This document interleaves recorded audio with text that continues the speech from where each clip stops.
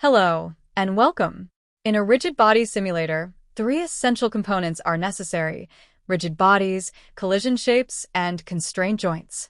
In this video, we're focusing on collision shapes, a large topic, so we'll divide it into two parts.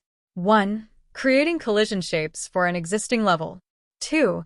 Optimizing various collision options for the same model. In this part, we'll cover creating collision shapes. Part 1. Setting up collision for a level. Adding collision to an Unreal Engine level can be complex and time-consuming. A typical level consists of many non-movable static meshes used as background, along with movable meshes that interact with it. Generally, these meshes are either imported from a modeling tool or set up directly in the Unreal Editor. To make this plugin effective, it should enhance existing features without introducing setbacks. In this video, we'll demonstrate setting up collision for static elements in a level and creating collision for dynamic meshes. Steps to create a collision mesh for a static level. 1. Open a static level. We'll start with a blank level. In a previous tutorial, we aligned a box on a flat floor to add collision. Now, we'll use the plugin to automate this, making it faster and more precise. 2. Group static actors. In the outliner pane, create a folder with any name. Folders help keep the level organized. Drag all static actors and folders into this new folder. 3. Add a Newton scene actor. Create a Newton scene actor and place it in the folder. This is an Unreal actor with a Newton scene rigid body as the default root component. After placing the Newton scene actor, set the root component transform to identity to ensure correct positioning. 4. Generate collision shape. Go to the Newton category in the Newton scene actor, enable Show Debug, and click Generate Shapes. A wireframe collision mesh should appear, matching the static mesh in the scene. This is the basic method for adding collision to any Unreal level. We are now making two more examples of collision authoring for levels. 1. Landscape level. Open the landscape default level. Although it may look simple, it's composed of an array of height field tiles with customizable elevation points. Use the steps above to generate a collision mesh for this landscape, preparing it for interaction with Newton bodies.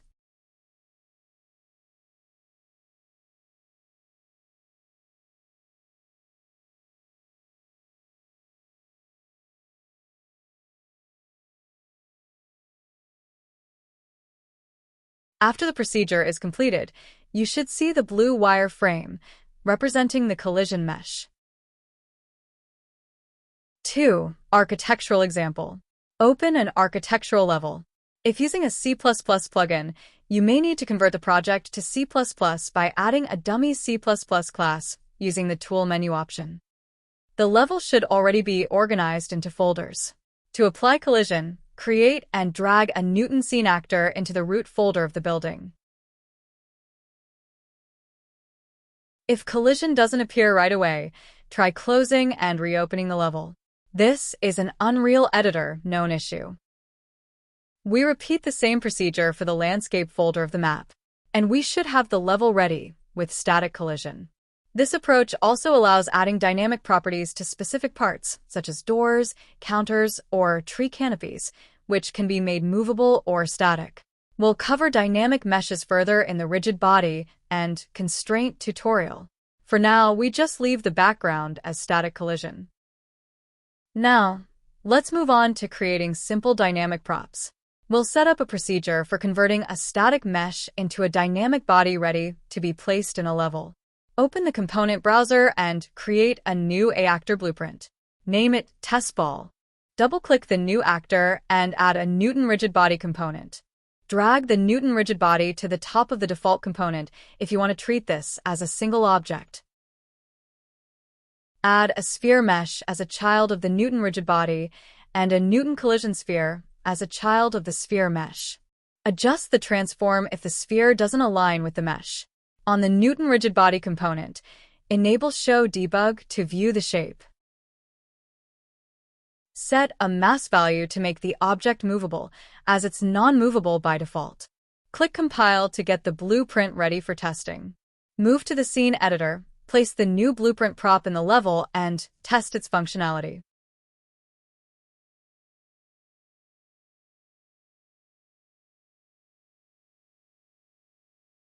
We can make additional props. Duplicate the test ball blueprint. Rename it test box.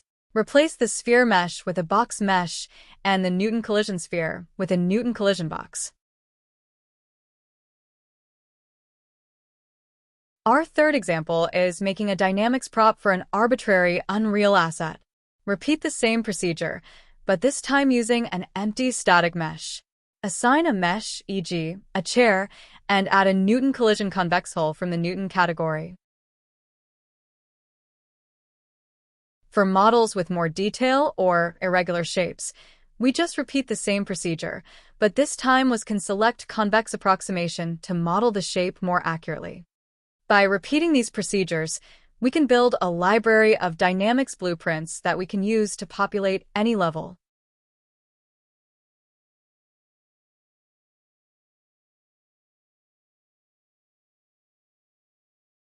Thanks for watching.